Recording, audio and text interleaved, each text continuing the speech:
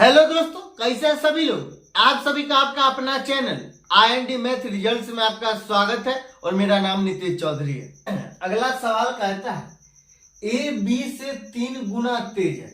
A B से 3 गुना तेज, ये क्षमता की बात की जा रही है और इसीलिए किसी काम को B से 32 दिन कम समय में पूरा करने में सक्षम है। यदि A और B एक साथ मिलकर कार्य करते हैं तो वे दोनों मिलकर कितने दिनों में काम पूरा कर सकता है। पहले क्षमता A और B, ये क्षमता की बात की जा रही है। A B से 3 गुना तेज है, मतलब ये 1 है तो ये 3 है, मतलब ये 3 यूनिट काम करेगा तो ये 1 यूनिट काम करेगा। और इफिशियंसी का उल्टा क्या बोले थे, टाइम होता है। ये टाइम का अनुपात क्या हो जाएगा, 1:3 हो जाएगा, 1:3 हो जाएगा। ये 1 घंटा लेगा, ये 1 दिन लेगा तो ये 3 दिन लेगा, ये 1 दिन लेगा तो भी 3 दिन लेगा। और आगे सवाल में कहता है और इसीलिए किसी काम को 20 से 32 दिन कम समय में पूरा करने में सक्षम है। मतलब ये 3 दिन लेता है और ये 1 दिन लेता है, तो कितना यूनिट कम ले रहा है, 2 यूनिट। और यही 2 यूनिट का मान है 32 दिन।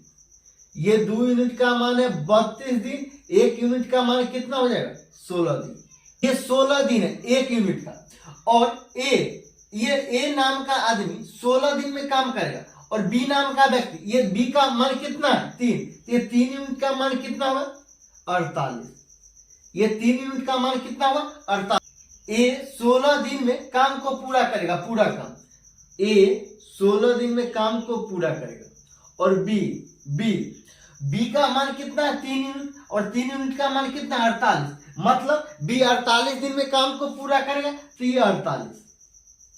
और टोटल वर्क निकालने के लिए दोनों का हम लोग एलसीएम लेंगे, तो एलसीएम होगा 48। 16 को 3 बार पढ़ेंगे तो कितना होगा, 48। तो एक ही क्षमता हो गया 3। 48 को 1 बार पढ़ेंगे तो 48 को 1 बार पढ़ेंगे तो गुना 1 हो जाएगा। बी की क्षमता कितना है, बी की क्षमता कितना है, 1। अब ये 3 है और ये 1 है, ए की क्षमता कितना है, 3, बी की क्षमता कितना है, 1। अगर दोनों मिलकर ये काम को करेगा तो कितना दिन में काम समाप्त हो जाएगा। मतलब ये 3 यूनिट 1 दिन में काम करता है, ये 1 यूनिट, और दोनों मिलकर 4 यूनिट काम करता है। 1 दिन में ये दोनों मिलकर 4 यूनिट काम करता है तो कितने दिन में 48 यूनिट करेगा।